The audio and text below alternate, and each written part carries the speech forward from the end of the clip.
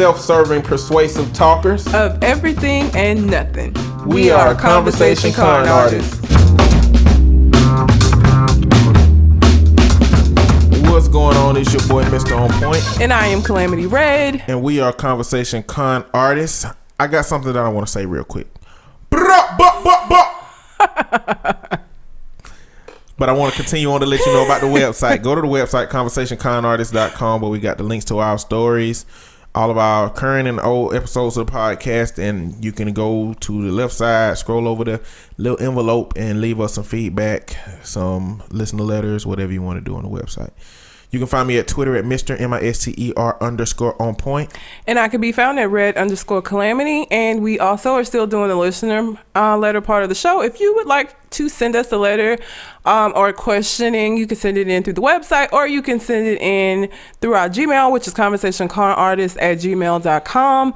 We're only going to do one letter today because it was long as fuck. And I'm going to let Mr. On Point read that shit because it's too long for me. So I'm going to read this letter. It's more like a listener response from some of the stuff we talked about last week. And we're going to clarify kind of what we meant, which is why he made the gun noises in the beginning.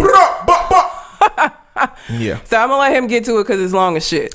I'm finna read this fast, so if y'all miss something, y'all just miss it. Hey guys, love the show, big fan, but I feel like when it comes to the gun topic, you guys really need to do some shooting. Guns are fun, but the problem comes with personal responsibility. I feel like the current gun ban movement has a similar perspective to the people who blame McDonald's for making them fat. Yes, people with guns kill people. I'm not blaming the weapon. I blame the user. I've had a gun for over 10 years, and I've never killed or shot anyone. It's locked up at all times and unloaded. I respect you guys' opinion, but your thought process behind having a gun is personal protection, which is its number one purpose, but there are also guns for hunting, as Red said. The original use for a constitutional amendment was for national protection. A well-regulated militia being necessary to keep the security of a free state, the right to free people to keep and bear arms shall not be infringed. Many guns rights activists have said and quoted that during World War II, Japan's Admiral Isoroku Yamamoto is saying, you cannot invade mainland United States. There will be a rifle behind each blade of grass, which keeps me feeling comfortable at night, meaning that if something ever happens and we ever get into a full-scale war, you can have these crazy people who are killing each other actually trying to fight the bad guys, which I highly doubt will ever happen, but you only need guns when you need guns. Police officers are always too slow and will never be there to stop an active shooter. They're just there to clean up and ID the body. We need guns and gun control is needed, but criminals will never follow the law. There will always be a black market. You can't buy a fully automatic weapon legally, but just like drugs, we all know a plug. Many crimes have been stopped by guns, and guns often save lives, like the 63-year-old woman who shot a man as he broke into her home for the second time. You never hear the positive news about gun ownership, but that's just my thoughts on the media manipulation. Not to get too conspiratorial in this long email, but everybody has an agenda. In closing, your attitudes will completely change once you go shooting. You would learn the actual respect for that weapon. It's not like you see in movies. The sound is extremely loud, and you will most certainly become gunshot after your first squeeze the trigger. But keep up the good work. I enjoy the Show and Sense podcast. Out a new mixtape. Check out my podcast. This was written from Shogun at Government Name Podcast, which I do listen to. Y'all check it out. Okay. Oh, P.S. I'm black and I'm from the South. Maybe my opinion has been influenced by environment. Okay, so I'm gonna try to keep this short. I think there was maybe a misunderstanding about what we were saying. I think that we are making the same point about the responsibility of ownership. Of course, it's not the guns that are the problem. It's the people wielding the guns. The problem is most of the people wielding the guns are irresponsible as fuck. And we don't really have regulations that keep irresponsible people from getting the guns. And as far as shooting a gun and feeling differently about it and about the noise level, I think I mentioned last week that I grew up in a household full of guns. I've heard guns be shot. I've seen plenty of guns. I would like to also point out that the guns used for hunting are very different from the guns used for personal protection. And part of my perspective about guns is the way that it is because I grew up around them. My dad is an alcoholic. He has been my entire life. And so when I say that he owned a bunch of guns, you know, until you live in a household with somebody that drinks that also has access to a bunch of fucking guns and has family members that do the same, you don't know the fear because, you know, in a drunken state, shit happens. So a lot of my perspective is built around actually being around irresponsible people with guns. So I've heard guns be shot. I've heard guns be shot right outside of my bedroom window. So I'm very aware of how loud they sound. And I do have a respect for them. And if I owned one, I would lock it up and all that. The problem that I have is that most people who own them, again, are irresponsible as fuck. And that is, again, my largest issue is that most of the people that have them don't do what they're supposed to do with them. And we don't really have a system that ensures that they do. It's easy to get a gun. It's not hard legally to get a gun. Like, I'm not even talking about illegal guns. It's easy to get a legal gun as long as you're not a felon. It's the hardest for felons, I think, or impossible for felons, rather. I don't think you can have a gun if you're a felon, correct? I don't think so. Yeah, so felons are the only exception, but anybody else, it ain't hard to get a gun. Like, I could leave here right now after we get through recording and go get a gun legally. Be fine. Easy. There's no, like, to say, the problem is the people. How do you make sure that only responsible people have access to the guns? We don't. And again, that's my problem. And from my perspective, it's not that guns are a horrible thing. The letter said that guns are guns. It's the people is the problem. But not being able to regulate the kind of people that have access to the guns is what caused the problems that we have.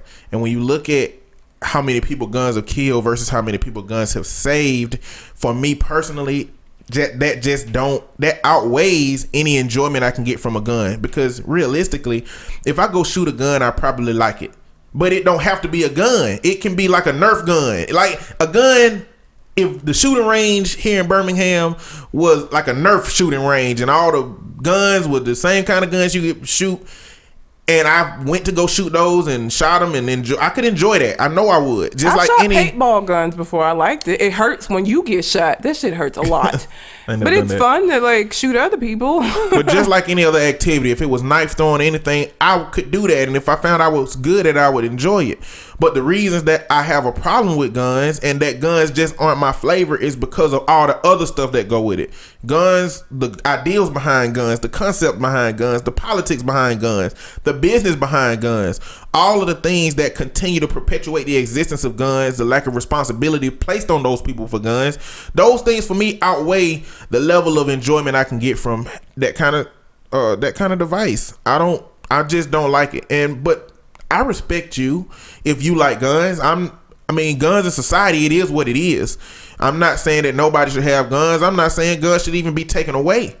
Because at this point, that's fucking impossible. Can happen. It is what it is. But for me personally, I'm not with it.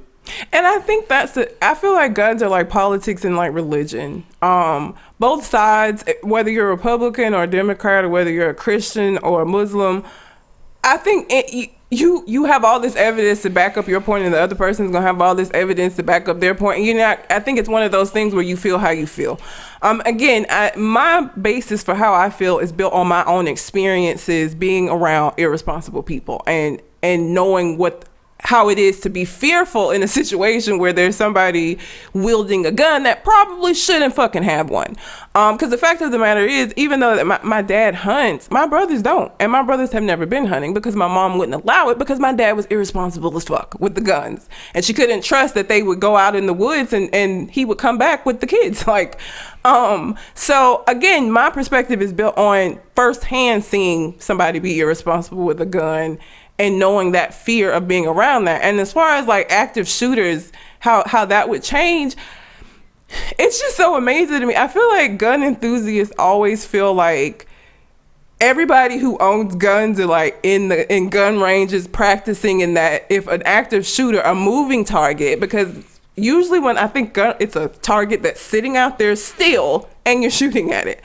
I guess maybe they have it where it will move maybe and you could shoot at it, but somebody moving around a room and somebody that's not trained with a gun, because even if you go to the gun range, you're not trained.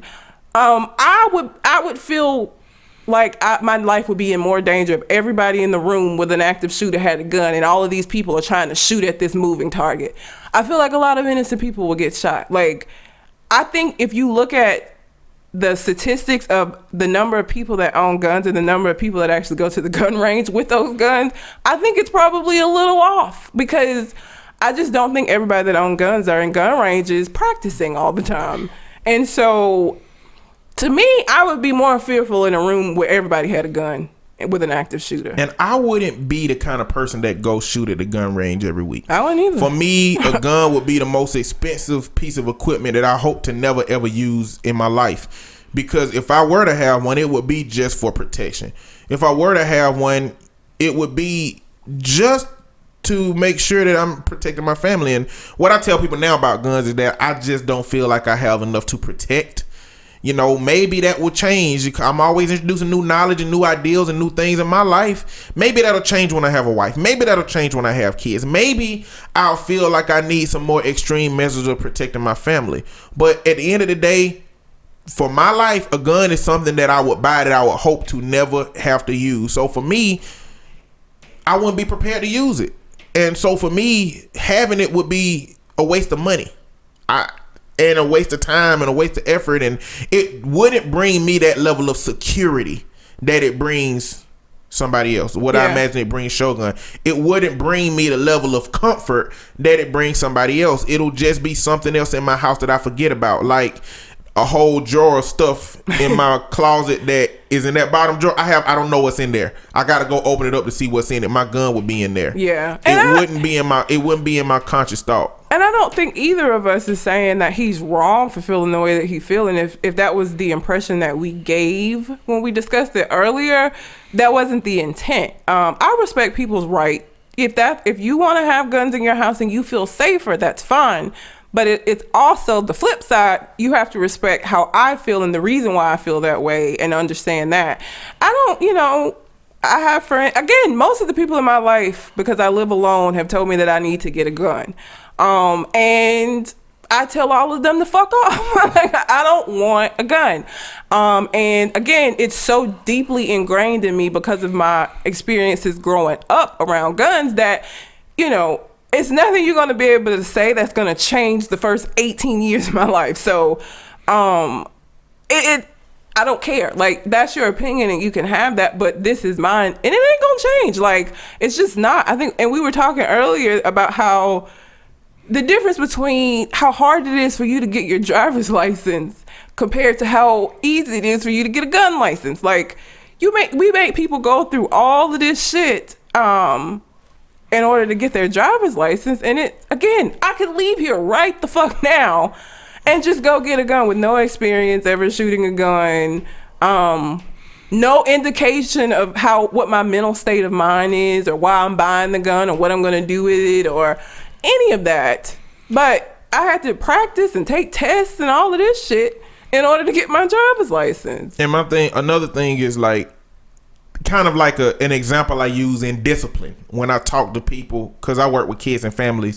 When I talk to people about disciplining kids, and people say kids need to be disciplined, kids need to be whooped. Well, every single person has a different idea of what discipline is. Mm-hmm. You say, I believe in discipline, and I believe in all my neighbors' discipline too. But when you find out that your neighbor's tying a kid to a tree butt naked and slashing them across the back, and that's their definition of discipline, you have to reevaluate your generalized ideas that everybody will do this thing right just because I do it right. Yeah. If you have your gun and you have your permits and your licenses and you shoot actively, you can't assume that everybody does it the same way you do to assume that everybody should have a gun. I think that what we need to do as a society is be more critical of how we assess those things of when people do it wrong and when people aren't responsible with them. Maybe change some rules. Maybe anybody can have a gun, but in order to keep your license updated, you need to go to the shooting range this often per year. Yeah. And you got to have them hours clocked. You know what I'm saying? Yeah. I mean, there are ways without taking guns away that we can ensure that people will be more responsible with it. But the same way that we want people to be responsible with vehicles, and people are still not responsible with vehicles, but with this whole notion that everybody should have access to a gun, it's just, there is no other damaging thing, harmful item that the best way to resolve the situation is to give everybody one. You know what I'm saying? Like, there is nothing else you can name that the solution for fixing the problem of somebody having this problematic thing is to give everybody one. If somebody in the room got a knife, it's much easier to take that knife from them than to give everybody a knife. You know what I'm saying? Like, and so that's kind of the irrational sense with the whole gun debate thing is, no, everybody should have a gun. Everybody need a gun. When and then we'll all be safer from these bad guys that have guns if everybody in the room has like a fucking Wild West shootout. When at the end of the day, it's not really me deciding that I need that gun. It's a gun lobby, you know, who makes guns, telling the politicians that you need to convince the world that they need guns, and you need to convince them that they need more guns because we got new guns, we got new weapons, we got new bullets. I don't like guns because of the political stuff. I don't like guns because of the concept, because of the idea that everybody need to have a gun and that guns have been ingrained so deeply into the fabric of America. I have a problem with guns for all those reasons. So even if I went to go shoot, even if I enjoyed it, it wouldn't override that guns just don't mean anything to me. Yeah. You know, I have to find another way to protect myself. I'm going to get killed by somebody who busting in my place, because having a gun ain't going to ensure that going to make that situation turn out any better for me. And that's just my perspective. I respect anybody that have what you love and you enjoy it and you're responsible with that. I respect that. You know, but I think you can't forget that just because you're responsible doesn't mean that everybody is. And I feel like, again, the ratio of people who are responsible with their guns and the irresponsible motherfuckers is off. Like, I feel like there are more people who are irresponsible with it than there are people that are responsible. And I do think that the media does, you know, they don't tell all the stories of the lives that are saved. But again, I think it's still disproportionate. I feel like more lives are lost than saved with guns. Like, shit, every day on AL.com, like, I live in Birmingham, Alabama. So it's like a murder involving guns or a shooting almost every fucking day. Like, seriously, that is not even an exaggeration. Like, it happens all the time. I've worked with clients whose lives have been impacted by guns in some kind of way. I mean, I've just seen the negative side of it more than I see the positive. And for me, I don't want a gun. Like, I just don't. And if you would like to have a gun in your household, that's cool. That's, you know. But I think that you should. I think that the best conversations I have about guns don't bring everybody into it. Yeah. I think it's just about you and your love for guns and your responsibility and how you shoot and you inviting me to that thing, you know. And I'm likely to go. But when you start getting into talking about society, other people, everybody, that's when I start getting turned away from the gun dialogue, you know. So, you know, do your thing with the guns. It is what it is. Be responsible, you know, but educate people about that responsibility. You know, if you know people that ain't responsible with guns, you know, educate them. Let them know how they supposed to be doing it. You know, because if you support guns, I feel like they should be supported the right way. Yeah. I don't think we can afford supporting guns just for protection and not take into acknowledgement the rules and the responsibility that come with that. You know, because I mean, we got rules, and at some point we got to follow them, especially when it comes to something that dangerous. But I guess I'll wrap this up by saying, hopefully that clarified some things, maybe, as far as like what we were saying. Again, I don't think either of us is saying that people who own guns or gun enthusiasts as a whole are terrible people or whatever. But I think our point is that everybody is not going to be responsible with guns, and that's the problem, is that everybody isn't. You might be, but there are 10 other people around you who probably aren't. I'm just skeptical of the generalization. If you're responsible with your gun, if you talk to me about gun, if you done everything that you're supposed to do to have your gun in order and you have it for protection and you have it and you go shoot at the range and you're responsible. Even if it's for recreation and you don't have it for protection, you're responsible with it even in the recreational use. That's cool. Do your thing. Then I respect the shit out of you, yeah, because it's a ton of people that are doing it wrong, that can do it wrong, and it's done wrong every single day by so many people. If you're doing that shit right, I respect you. It's just not a lot of people. Well, it's a lot of people doing it right, but it's just as many people doing it wrong. Yeah. You know, so So that's going to be it for the listener letter. Again, if we've said something and you want us to clarify, whatever the case may be, send us letters. We want them. You can send them in through the website, or you can send them in through our Gmail, which is conversationconartist@gmail.com. And I think we're just going to get into the rest of the show now. Yeah, we will go ahead and get into deliberate nonsense. So we going to continue talking guns. shit about guns a little bit with George Zimmerman. This motherfucker. Who, if y'all didn't know, he put his gun up for auction on one of these auction websites. The gun that he killed Trayvon Martin with in 2012, he put up for auction. Let me just say, for all of the people who supported him at the time and felt like, oh, he was just protecting himself, he has consistently been making y'all look like asshats since that whole acquittal shit happened. He has continuously shown us that he ain't nothing but the fuckboy that I already knew he was, because he been getting into all kind of shit since that happened and showing his true fucking colors. So for all of you who were, behind him in the beginning, this is what the fuck you were behind. Somebody who would auction off the gun that he killed somebody with. Talking about it's a piece of American history and all of this bullshit. The fuck out of here. If y'all didn't know, the gun on the first auction site he put it on got up to about $65 million. But I want to say the name of the bidder was something like Guns McDickface or something like that. Like, it's clear that a whole bunch of people were trolling that auction site. And I really don't know how he gonna actually sell it unless somebody hit to buy it now. Who the fuck wants to buy it? For what? Like, somebody out there got $500,000 worth of racism. Fucking ass. Because $500,000 was a buy it now price on it. I don't even, you know what? Somebody out there, Red, No, has I'm sure $500,000 worth of racism. There are lots maybe $1 million. There are lots of rich racists, so I'm sure somebody will buy it. But it's just like, that saddens me that there's somebody out there that would see that and want to own that and feel proud about having that and probably put it on display and shit. Like, and then he talking about he had all these offers from these museums and shit. Yeah, he said that the Smithsonian showed interest in it and they had to send him a tweet. I'm finna read it.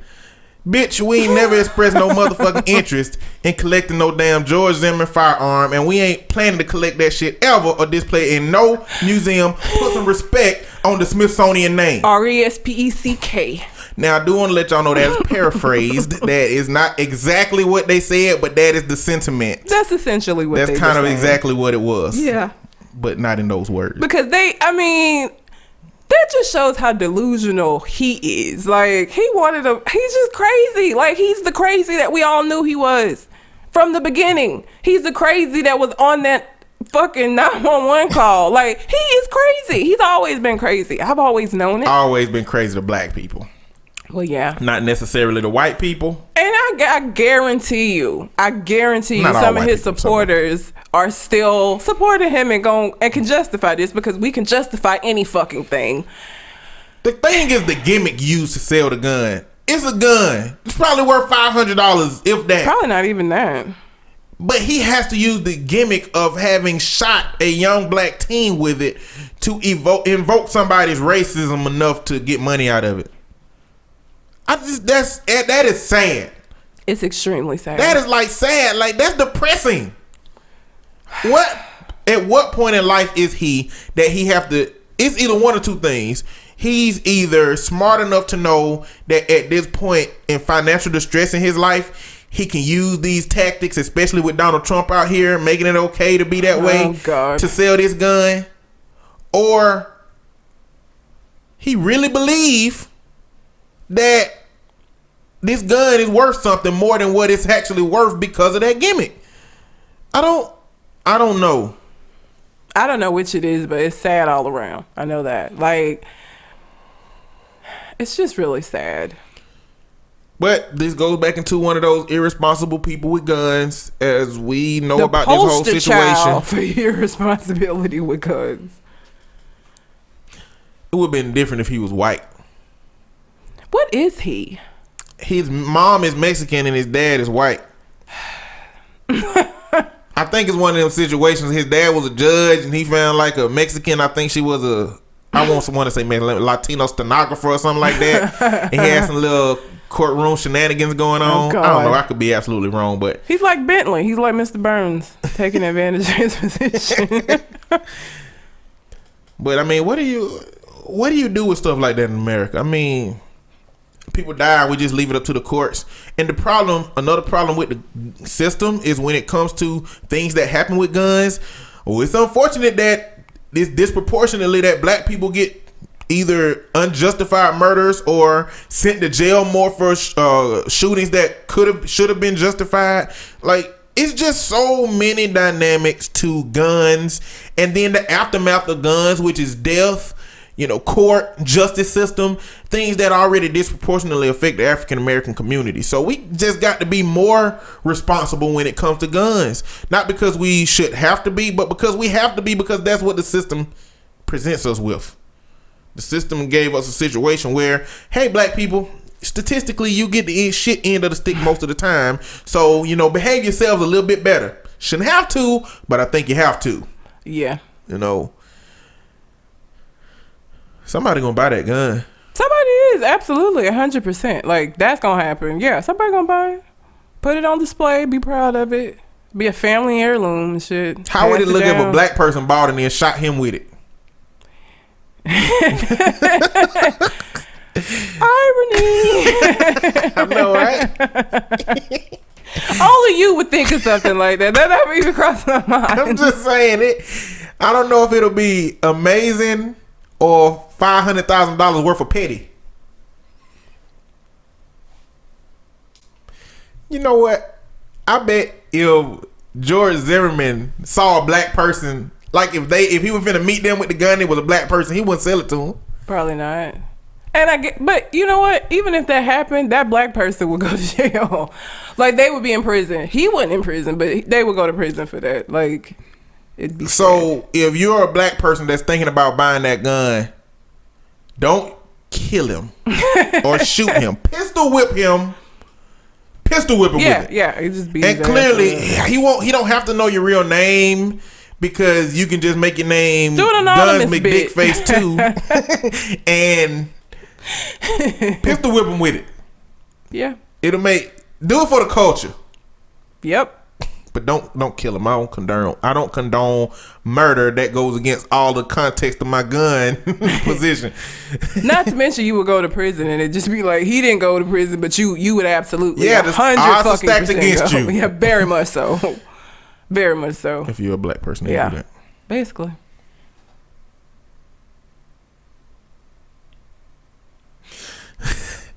This story really ain't got shit to do with shit, but I was just gonna talk about it because it's kind of silly. This black man went into a white barbershop to get a haircut, and the white barber told him, "I'll cut black hair," and put out a gun on him. What?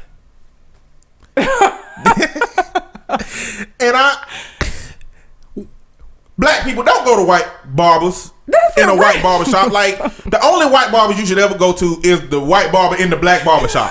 That's the only, like, why would this dude go to the damn, what he trying to get? What kind of hairstyle he trying to get? They don't even got the right blades for our hair. But I think a better question is, how fucking irrational is it? You that upset because he walked in your shop that you don't pull a gun? Damn, like, I don't cut black hair that's sufficient. I don't know. I'm handling stage 1. Black people, if you go into a white barbershop with the pole on it that spin, they not finna give your ass no John B haircut. No. I'm just letting you know. You ain't finna get no smooth ass edge up. That's not what they do there. They cut hair with scissors, bruh. Like, I've never had a hairstyle that could be cut in its entirety with scissors. I don't know if any black people have, unless you just, I don't know, but I'm just handling phase stage 1. Clearly, you should be able to walk into any barbershop in America and expect somebody to try, but you shouldn't do that. Phase 2, white barbers. Listen, if y'all own a barbershop and black people aren't your predominantly clientele base, it's enough to say I don't cut black hair. You don't gotta pull no pistol out on them. That's just so irrational. Like, I'm still just like, what the fuck? Like, how did the guy feel who walked in? Like, I don't know nothing else about the story. It was a very short story, but where was it? Do you remember I don't know where it was. That sounds like some shit that'll happen in the South, though. Like, it gotta be the South. Like, I feel like folks in New York, they might have been like, well, I don't know how to really do this. I don't know that they would have pulled out a gun. That seemed like some Southern shit. I mean, some. I think what happened is everybody in the community found out that they barber is schizophrenic, and they finna go find a new damn barber. You know, he pulled out a gun on somebody that wanted a haircut. That's what the fuck you do. That's your job. Like, what the fuck? He didn't like. I don't even talk about irresponsibility with guns. Listen, when you go in, that's like somebody coming in my office and being like, I need to talk about this bad thing that happened to me, and me being like, I don't fix that kind of shit, and then pulling a gun on them. Like, it's my fucking job. It's what I do. Like, that's insane. Listen, I'm gonna tell y'all what happened with black people when you go into sports cuts or sports clips. When it's not a black person that's cutting the hair, they gonna ask you what number you want. This is something that black people, okay, let me not say black, that I have never been asked. None of my friends have ever been asked in our lives what number you want. I have no idea what that means. When I go to the barber, I say low all around. The barber knows exactly what that is. He knows what low all around means. He knows what fade mean. I don't even think I don't go to salons anymore because now my hair is natural and I do everything to myself. But even when I was going to salons, I don't think a white person's ever done my hair. I'm pretty sure they haven't. I know of some white people that do like natural hair. Women though, like long natural hair. But like, I don't think I've ever been to like a white.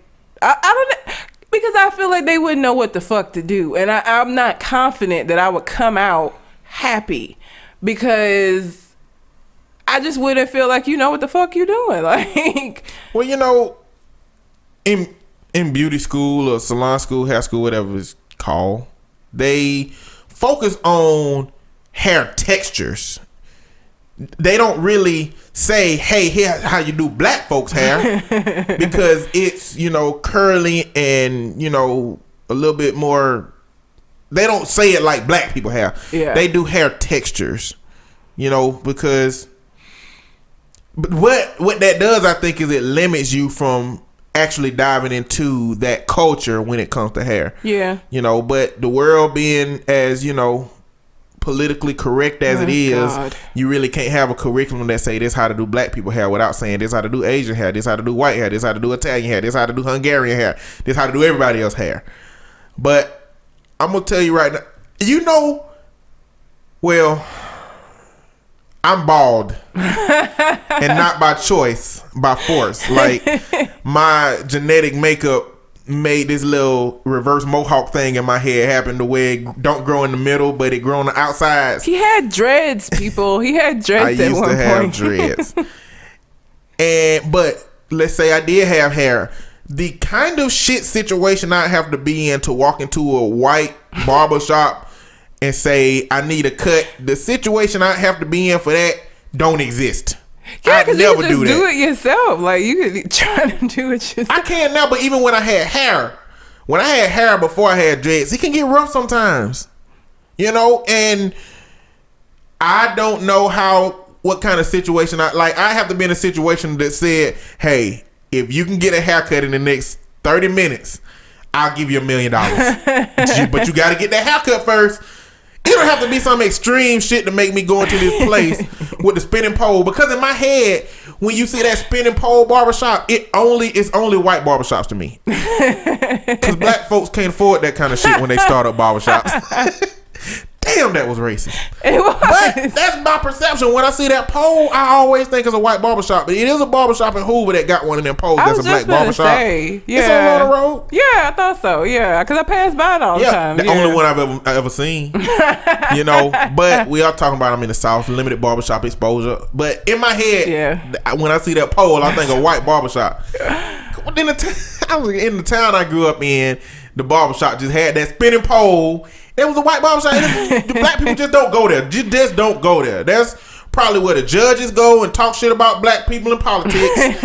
And that's just how it was in my town, in my childhood, where I grew up at. So I wouldn't be in that situation. You should never. Black folks don't put yourself in that situation.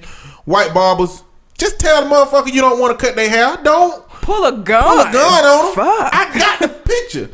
You know, it's like, okay, damn. Don't need a gun. That's an extreme reaction. Like, I mean, I guess the dude probably got mad. I'm sure he did, but like, but a white-owned barbershop ain't the place to go in there with your Black Panther self.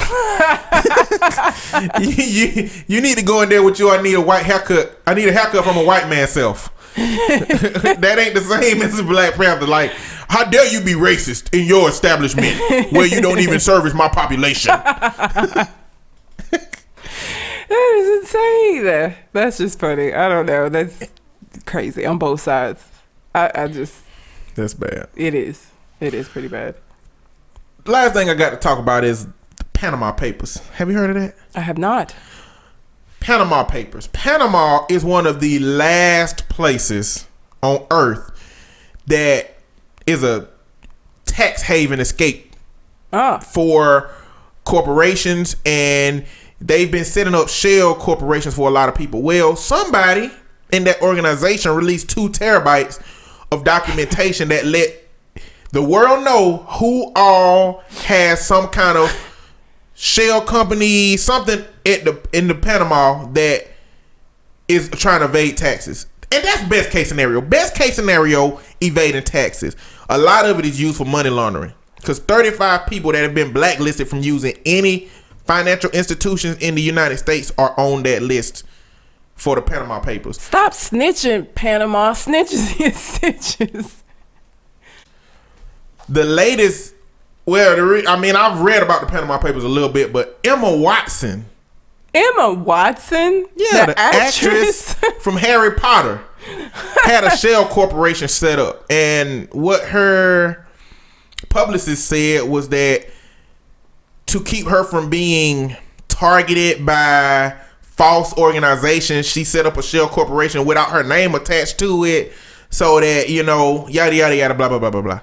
Sound like bullshit to me. It is bullshit, but it's Emma Watson. I mean, at the end of the day, I don't care that she's evading taxes if that's what she's doing. But now that they found out, she better get the damn Wesley Snipes treatment. I'll tell you that. Oh my god. Shit. She better get that damn. She better go to jail if she ain't paying these taxes. But legislators from other countries on there, celebrity, like it is 2 terabytes worth of documents. Do you know how small a document is? A document is like 365 kilobytes. Yeah. 2 terabytes of that, like, that's ridiculous. But I don't understand why people don't. In this day, like, I just feel like you can't get away with shit. There's a trail. Like, we're so technologically, like, dependent that you just can't get away with stuff no more. Like, I feel like you had a better chance, like, back in the day before we got all of this technology. Like, right now, somebody somewhere knows what the fuck you doing. And at some point, they can decide, okay, here we go. The same way that what's that terrorist group that like fucked up with Sony that released those emails? What's that group? They wore the mask. The Anonymous. I mean, you just can't get away with shit no more. Like, you can't. But it was all good until some disgruntled employee decided to let this stuff go. Whom, with all the press that everybody got, I'm pretty sure that somewhere in the basement or somewhere at the bottom of a ship, being tortured, and they gonna be for the rest of their life. If somebody down there with a Russian accent said, "No, death is too good for you. We have to torture you until you die." That's where they are. They in the bottom of a ship being tortured, and death is too good for them, and they gonna be tortured until they like 90 years old now because they did this shit. Yeah. I mean, it's just, I don't know. I would be afraid. I am afraid to do anything. Like, I am, because somebody somewhere knows about it. And all it takes is one person to get angry. And they ain't even got to be angry at me. The people in them terabytes of information probably didn't even have shit to do with this. They probably got mad at their boss. You know what I'm saying? I got to suffer for this shit. It's too... We just too technologically dependent at this point. I used to work with a dude who he really wanted to be off the grid. Like every now and then he'll get off Facebook, off Instagram, off everything. And he said, you know, I don't want them to be able to find me. And I said, the them that wants to find you will find you regardless. Hell yeah. It's nothing you can do to stay away from them. And you get a W-2. They know where you come. Like, being off the grid, they gonna be able to get you. So it's really, to me, it's nothing you can do just shy of faking your death and living up in an underground bunker that is in an old war zone that you used to be in to get away from these people. I don't think there's really a way. I don't think so either. So yeah, I hate people. This is so not necessarily on topic, but for y'all who love to announce on Facebook that you getting off of Facebook, we don't give a fuck. Stop doing that. Like, I'm about to shut my Facebook down. I'm tired of the messiness. Just get the fuck off. We don't need an announcement. We will know when we don't see your name on our timeline no more. Period. Stop doing that. I don't care. I don't care if you don't want to be on Facebook anymore. Don't announce it. But you know what? If you're somebody that I communicate with regularly, I expect you to tell me personally at least that this communication is going to end that we have back and forth. Because what if I fucking miss that on my timeline? What if I don't even see it? Exactly. If I miss that message and you just gone and I try and I put your name up and it's gone like, oh, this person's not on Facebook anymore and I don't have their phone number, their email address, or no way to contact them, and I really enjoyed the communication that we had over this time. Or you might not even think that, because usually I just be like, oh, this bitch unfriended me. Like, I just assume. I don't ever assume that you got off Facebook. I just assume you unfriended me for some reason. Like, I don't know what I said on my status that got them that upset. Stop doing that, people. Nobody cares. But I think what this whole topic goes into is the idea that the wealthy, the rich, the people that are enforcing the rules upon us and creating rules upon which we have to abide by don't even respect. Hell no. Taxes. Because they think they're above the rules. Exactly. The rules don't apply to them. That's for us poor people. They requesting now that Donald Trump show his tax return information. This but he's in the middle of an audit, so he's saying he's not going to show it while he's in the middle of an audit. Okay. And how am I supposed to respect your tax plan when you're not showing us your tax return? And he said no president has done this during the tax return. Nixon did. Nixon, during the audit, Nixon showed his tax returns. And not only that, but when Mitt Romney was first having issues, Donald Trump was talking about the reason that he's having issues because he's not showing the people his tax return. But I think we've learned with Donald Trump that really don't matter. It don't matter what he do. It don't matter what he say. He is in. And I don't fucking understand it. Like, I'm getting closer and closer to understanding it. What? Please explain it to me, because I don't fucking get it. Because one, Donald Trump is rich, and America has cultivated a society in which, apart from anything else, if we can amass that kind of wealth, we should do that. The other part is, you can if you have a family member that's willing to give you a small loan of $1 million. I mean, you right, but trying to be objective, let's not. I don't want to invalidate what he did with that $1 million that put him where he at. Even though it was on the backs of other people, even though it was a small loan, and even though he don't get opportunities, fuck it. He made money. He's an asshole hat, fuck face, but he makes the money, okay? So the second part is, before Donald Trump came about, what we've had in the last 10, 15, 20 years is this whole huge group of people that are afraid that the PC police is going to stop them, and that we can't say what we say because the PC police said we can't say this, or we can't say these words we used to say. And it's traditionally white people, because white people have had the opportunities to be blatantly and overtly racist their whole life by saying racial terms, racial words, being culturally insensitive, and saying what they want because this has been their America. Well, America has been changing over the last 20, 30, 40 years to, on paper, being more culturally inclusive. On paper. And so now you got all of these people that Donald Trump is saying what I want to say. Donald Trump is doing what I want to do. That's all it's about. It's that syndrome where you just want what the other person got. And now you gonna follow that person because they got what you got. And that's what it's about. They support the person that they believe gonna give them the freedom to allow them to say whatever the hell they want to say, whatever the fuck they want to say, because they used to say whatever the hell they want to say, whatever they want to say back in the 60s and the 70s. Caveat to that is that he don't give a fuck about you. Like, he don't care about you. Like, you're not gonna benefit from, like, if you are already a millionaire, you would benefit from his presidency. But otherwise, he like, it's just like Mitt Romney. Like, they don't care about your whole ass. Like, if the Republican Party cared at all, if the Republican Party was concerned with the money part, the poor people wouldn't be Republicans and they wouldn't be supporting Trump. It ain't about money because they poor. It ain't nothing money wise gonna benefit them. That's why I think it's just about them concepts of what they believe that Donald Trump can offer them that's been taken away, and that's just that political correctness. Yeah. But he can do that. You gonna get your ass stomped out if you get out here doing that shit. You don't have security, and you don't have people that can like protect you from the bullshit that you say. You just gonna get your ass beat. Like, I just feel like, I don't know. I don't understand people. A candidate, a black power Democratic candidate that came out of nowhere that I know didn't give a fuck about me, but catered to something that I believe I needed, I would probably still support that person.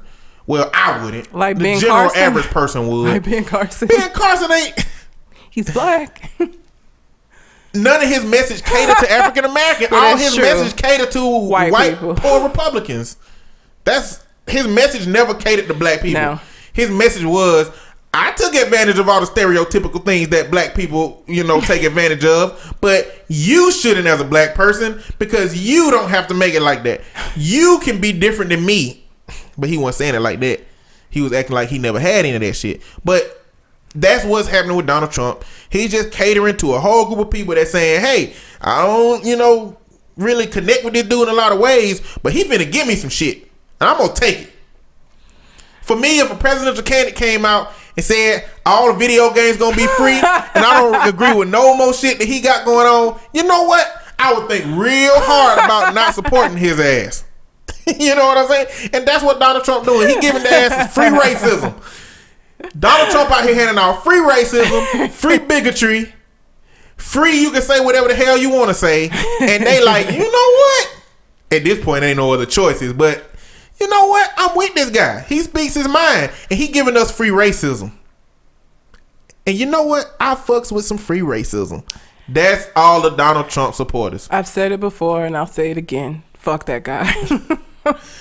Yeah, Donald Trump ain't shit, but that's just with the Panama Papers. It's just releasing a whole bunch of people, and it's, I think, showing us how much the people that we are being under. What am I trying to say? It shows us how much the people that are creating the rules in our society actually respect the rules that they create, and realistically, they don't respect the shit at all. But I think the Panama Papers is just it's on paper that they don't give a fuck. They on like news reports, they can say, no, I care about this. I care about taxes. I care about the Constitution. I care about the amendments. I care about all of our rights. Everyone should be under the same rules. This is our system. You can say that shit, but when you put other shit on paper, and when your actions don't reflect the things that you say, then we can call you on it. We can't really call people on verbiage. That's what Hillary Clinton problem is. Hillary Clinton is saying a whole bunch of shit that sounds good, but on paper, she didn't believe that shit last year. No. And then she didn't believe that shit 5 years ago. You can change, but the quickness with which she changes, that's a problem. But that's politicians. I just would hope not to see it so overtly with somebody like that's running for fucking president right now. Anyway, bottom moral of the story is politicians don't respect shit, but they self. Basically. Okay? And if you're aspiring to be a politician, be better. Change politics for the better. Politicians today are playing the game of fucking messed up politics. They are playing the game of a system that's fucked. And instead of saying, hey, let's change the system, which is why I like Bernie Sanders, they're saying, no, the system is how it is. We play the game, and that's how it goes. We just finna play the game. I don't like that. No, it's sad. So, do I think Bernie Sanders can get the shit done he's saying he can? Absolutely not. He's going to have opposition. A lot of it. You know, he can't get that shit done. But the ideal behind this system is corrupt. There is too much money in politics. You shouldn't be catering to big businesses. Big businesses shouldn't be having a hand in politics. That idea, that message, I've been saying that shit way before I knew fucking Bernie Sanders' name. And so, because that's his ideals, that's what I'm with. Damn, I gotta add a component to this. It's a Bernie or bust movement going on. You heard of that? Mm-mm. Bernie or bust. It's a group of people that Bernie or bust. We are not going to vote. It is not in support of Bernie. It's in opposition to Hillary Clinton because of some of the issues that I talked about. And I think the dilemma for me is, any other time, to me, that would be great. Any other time in history, having a bust candidate that if this person don't vote, I'm not voting for the other person.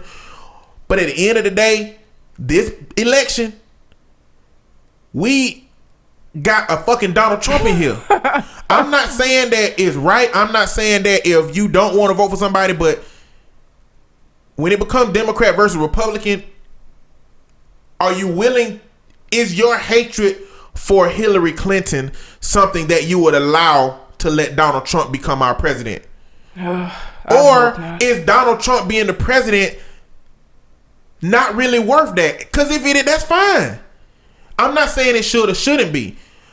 I would just hate for a lot of people to discount themselves. But I mean, I think that's happened for Donald Trump too. I think that a lot of people that was going to vote Republican ain't going to vote for Donald Trump either. Yeah.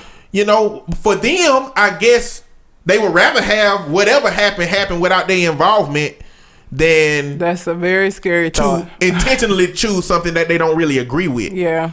But I don't know. Every election to me is just choosing the lesser of the evils because they're all evil. It always is. It always comes down to which one is less fucked up. And sometimes the margin between the fucked upness is really small. But I feel like it's always a matter of choosing the lesser of the evils. Like every election, that's the way I feel about it. And I'm not saying I don't want that little piece I just said to be you should choose one or the other. I'm really kind of still working it out in my head as to how to do that. Now, I don't have the biggest problems with Hillary Clinton as other people have with Hillary Clinton versus the outcome. If nobody support Hillary Clinton and Donald Trump become the president, I don't have them kind of issues with her. But if you have those kind of issues with her, then that's fine. But for me personally, I'm trying to work out a better understanding of a lot of these different situations because it's just, I've never been this involved in politics. I'm 30 years old and I've never been involved in politics like I am now. I've never been as aware as I am now. And so I'm working out a lot of shit that I wish I would have got some education about when I was younger, but I didn't. So anyway, that's deliberate nonsense. That's all I got. All right, we're gonna get into some unnatural selection, and this has been a week of illegitimate children. While Janet Jackson has been holding our money hostage so she could give birth to this baby at 50, it's come back out again because over the years this is like continuously popped up that she had a baby that she gave up for adoption, and now it's back in the news again. And her ex-husband, which is one of the DeBarges, I can't remember his first name. It ain't Chico though. I don't know. It's a DeBarge. It's a lot of. Is saying that he had no idea that she gave birth and put the baby up for adoption without his knowledge. And she out here acting like this baby is her first baby and holding y'all's money hostage still. Which is fucked up. How does that happen? How does what happen? This was her ex-husband. Yeah. And she was 16. Was she that young? I think so. I think she was. I think this is a different kid. Like, I know that there's been that one, Reba? I have no idea. Raised the child. I think this is a different story from the one that like has been out before. I saw a picture of the girl and I want to say it said she was 34. Damn. Really? Yeah. I can't remember. Okay, it was when she was 16. Okay. And they were only together for like a year. The marriage was annulled. This was in 84. I was born in 1984. I was born in 1984 while Janet and DeBarge was Getting married. making babies. Yeah, making a baby. Well, but so it's James DeBarge, not she. Again, it wasn't allegedly she. making babies. Yeah, he said he thought that she was pregnant at the time, but he could never prove it. The girl looks. Shit, I thought it was young Janet. Like, shit. Like, you can't deny this. Like, this child looked like her split image. Like, she looks exactly like her. Them Jackson jeans is strong. She look exactly like Janet. That's fucked up. And you still holding me. I'm still on the whole not giving these people their money back shit. But you out here acting like this your first baby. How fucked up would it be, though, to find out you got a 34-year-old daughter? For him? Yeah. Yeah. I'd be pissed. When you 50. I'd be pissed. You done messed her whole life. If you wanted to be involved.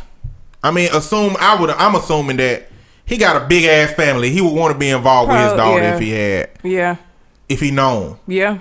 And Janet ain't making no fucking comments on it. She Ray Charles to that shit. Mom is the word in this bitch. Mom is the motherfucking word. Like, she ain't saying nothing about it. And what happened was she was adopted by some family members. Yeah. And on her deathbed, which would explain looking like the family. Yeah. You know, but I think on her deathbed, she told her who her mama was.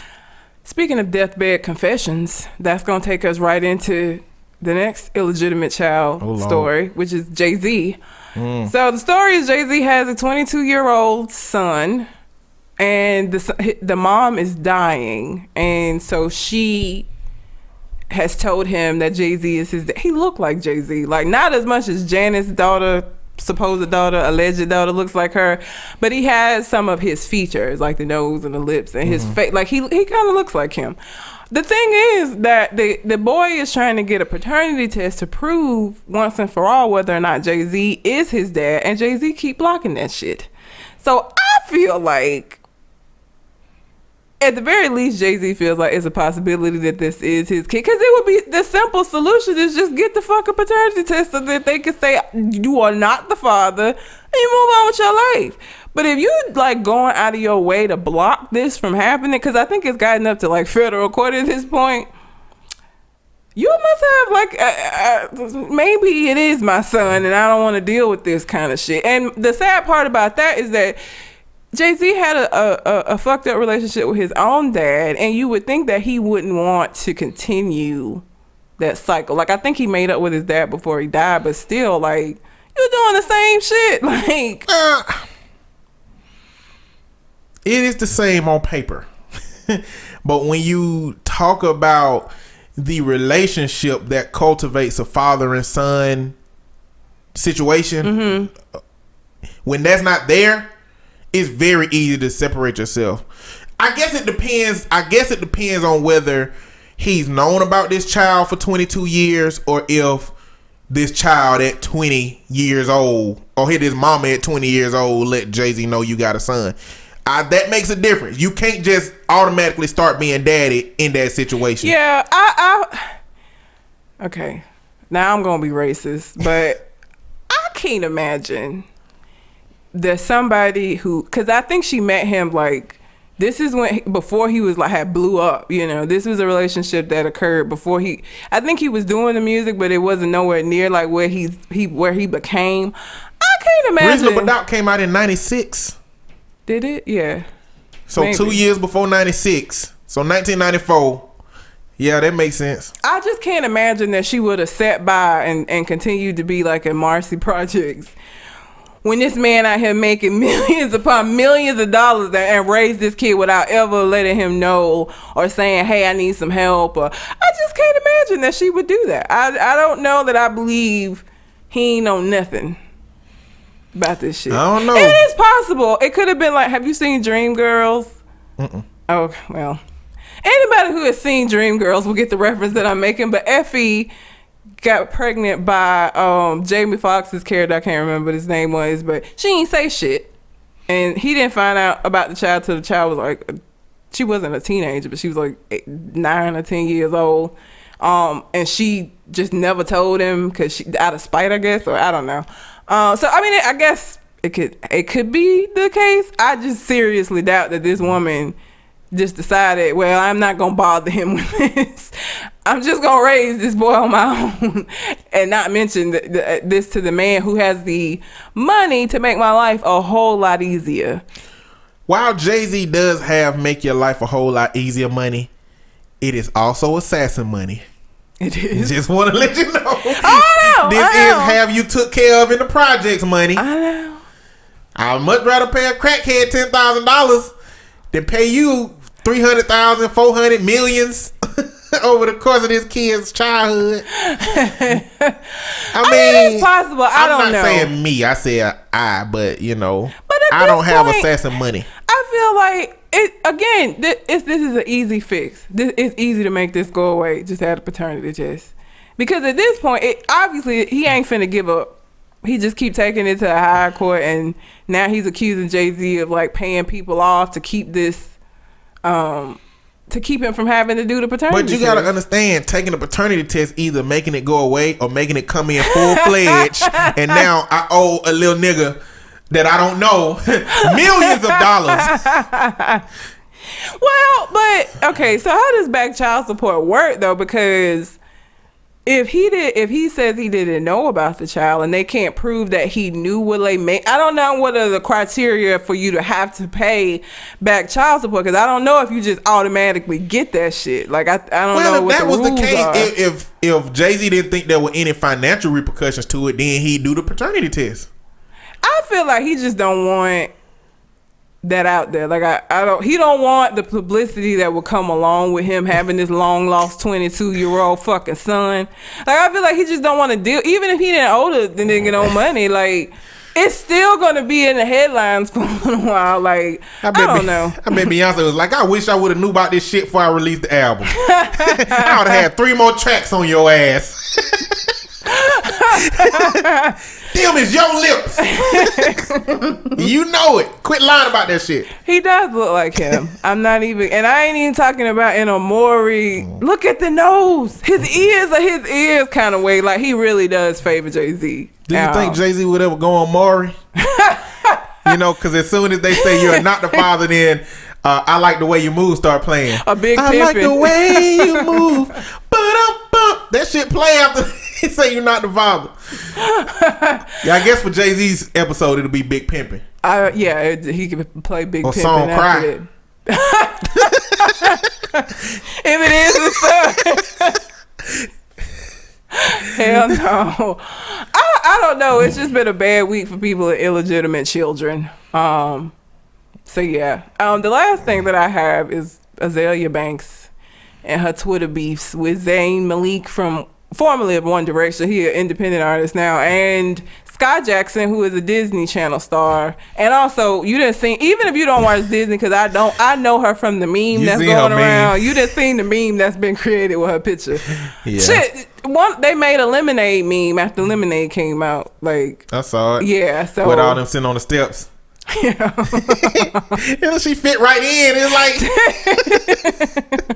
whoever that was a Photoshop master that did. Like whoever did that shit. Like I'm looking at that picture for 10 minutes. Like what the hell? I know it's supposed to be funny or something.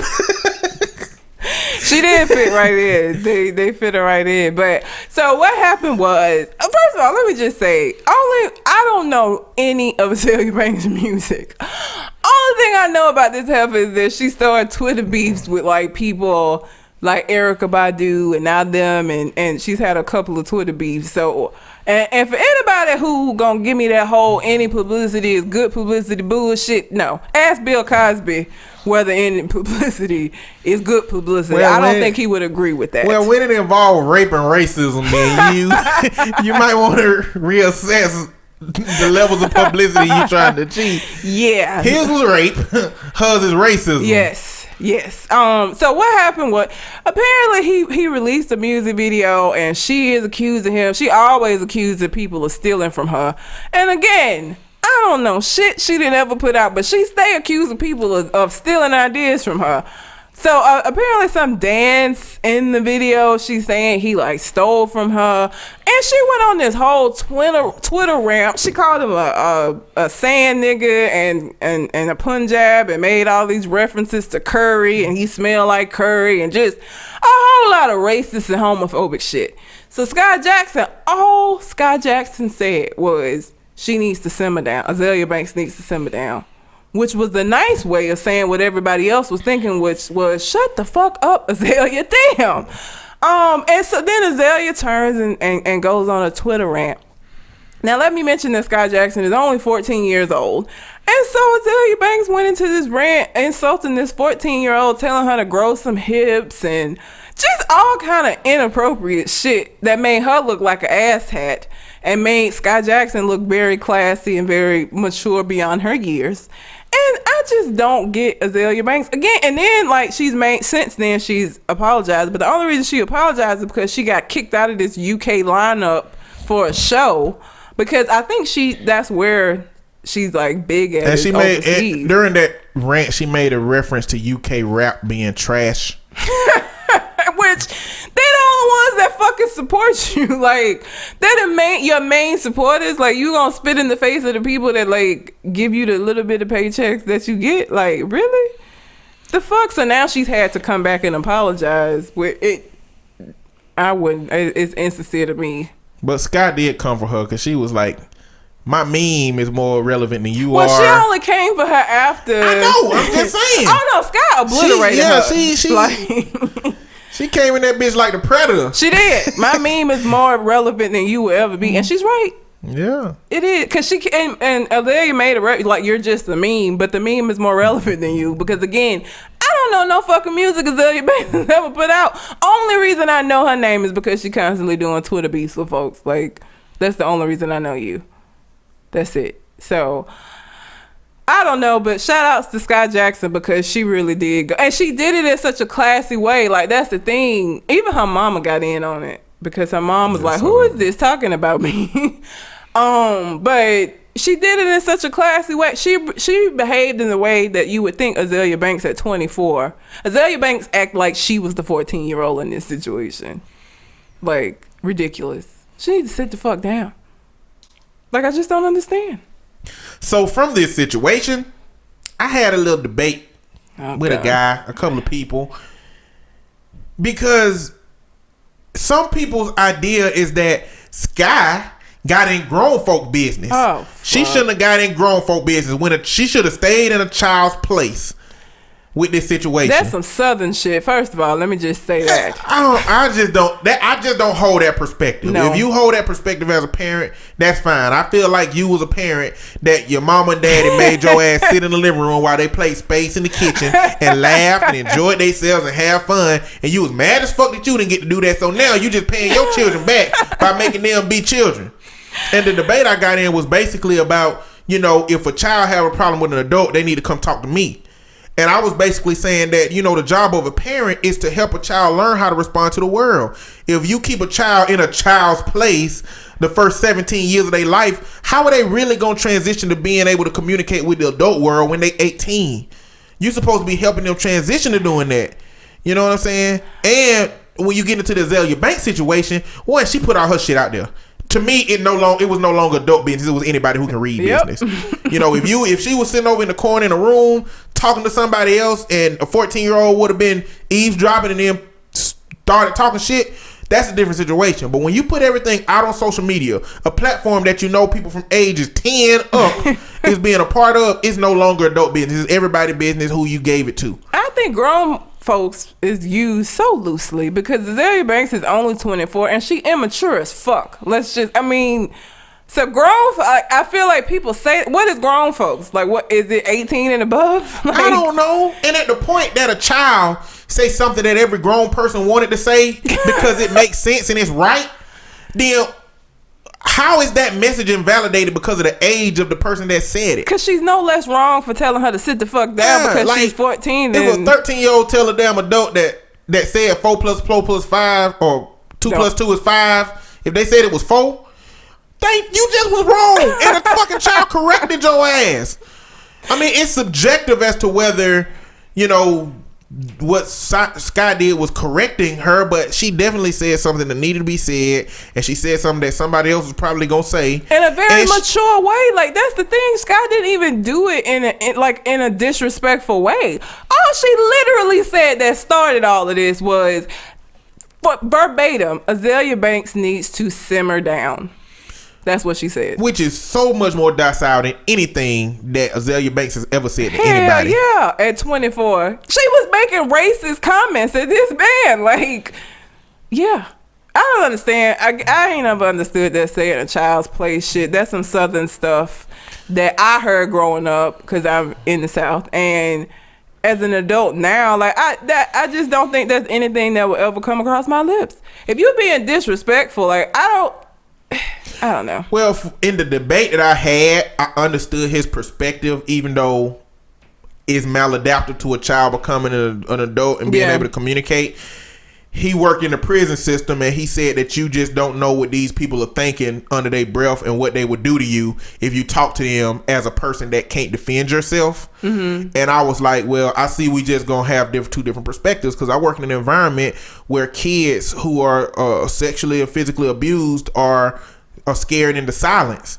And so for me, you need to be strong enough to speak up against an adult if you ever need to. Yep. It don't need to be a position where you generalize. It's that generalization again, where you generally tell a child you don't go up against an adult, you don't challenge an adult, you don't stop an adult, you stay in a child's place. Well, that leaves a child very vulnerable to be taken advantage by an adult that does not respect that kind of boundary between a child and an adult. Because the assumption is that ill intent. Yeah, because the assumption is that all adults are always right, and we all know that ain't the fucking case. Yeah. So in saying that you stay in a child's place and don't ever come up against an adult, well, you know, when they come up against an adult that is a pedophile, or they come up against an adult, like whatever the case may be, because adults are not always right, you put them in a situation in which they can't do nothing now because they're older, so automatically that makes them right. And again, we all know that ain't the case.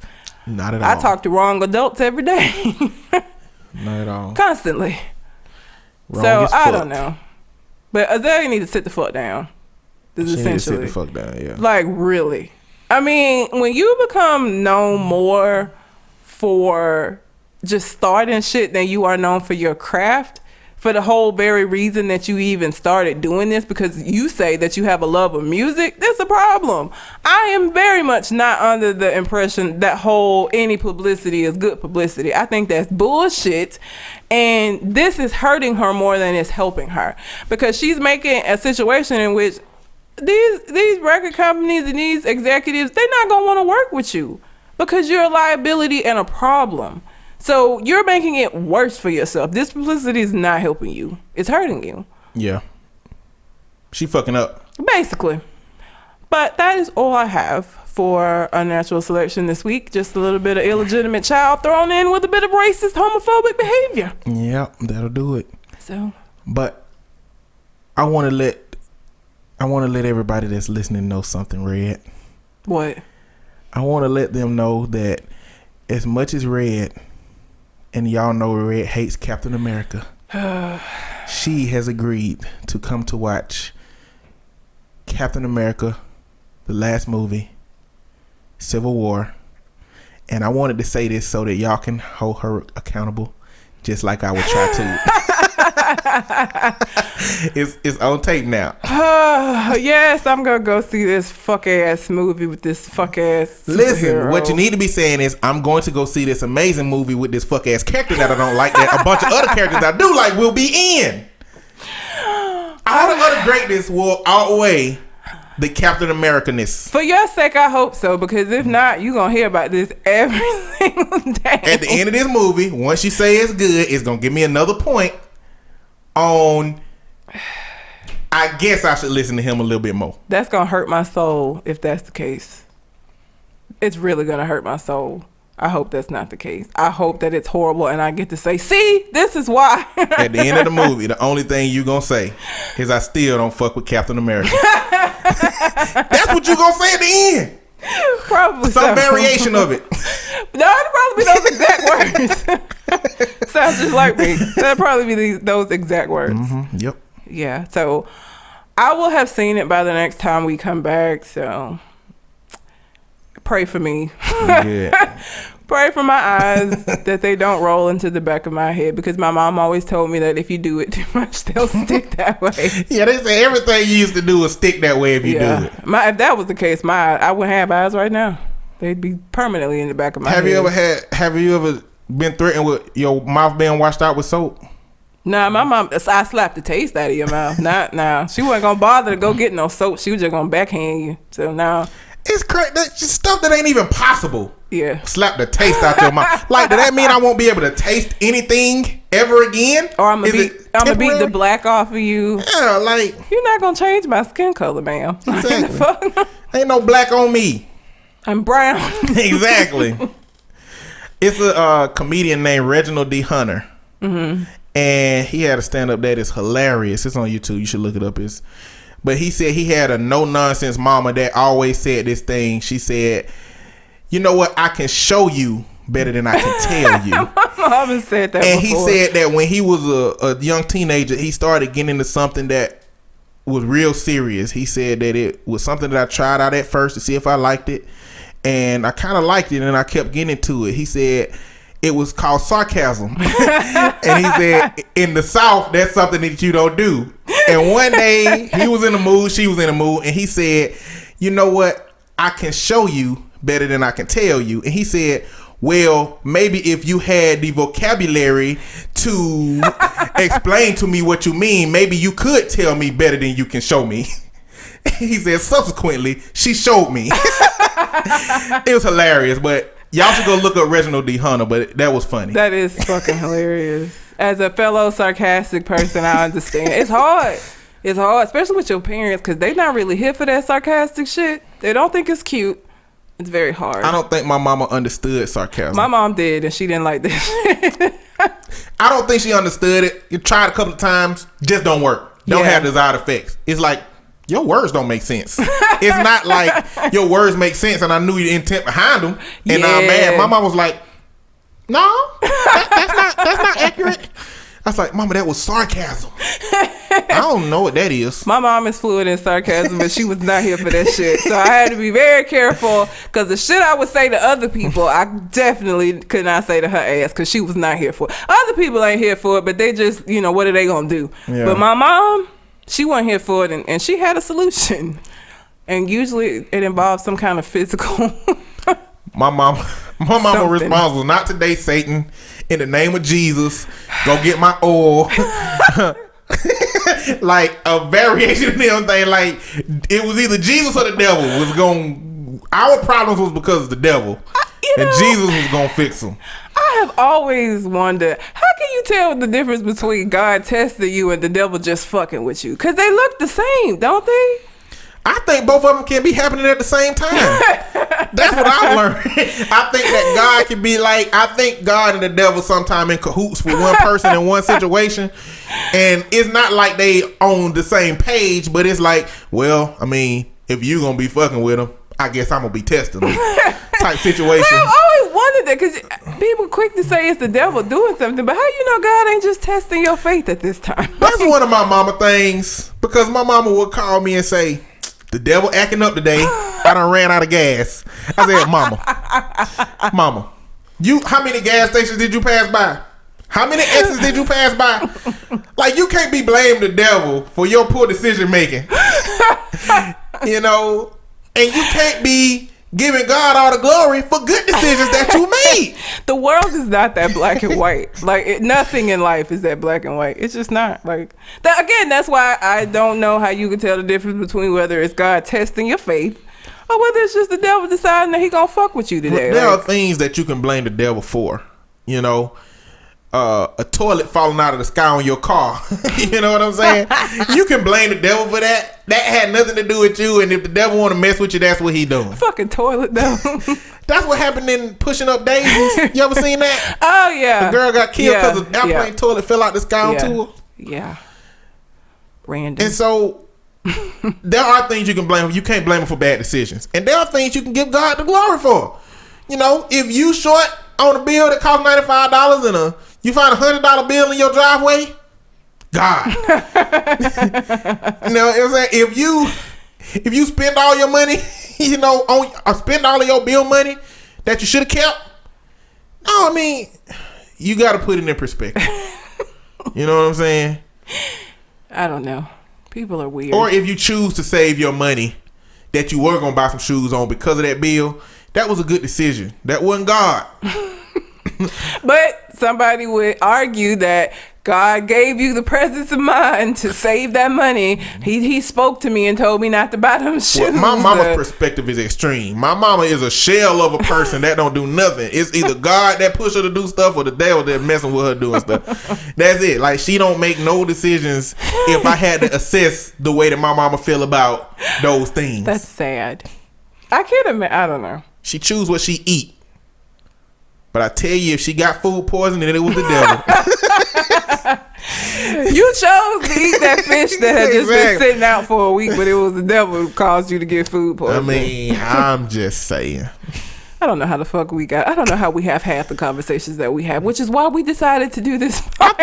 I think we could start an episode without no topics. We really could. With one topic, and just have a whole thing. We should maybe try that. We should just freestyle a whole damn episode. Freestyle a whole episode to see it. It'd probably be the longest episode ever because it would just go into a whole lot of random shit. We have to have a time limit. I have to set a timer. When the beep will go off, we just have to it's stop. A wrap. It's over. Yeah. Anyway, we're random. Anything else on your mind? I think that's enough. All right. Well, until we come to the next conversation, we out. Holla.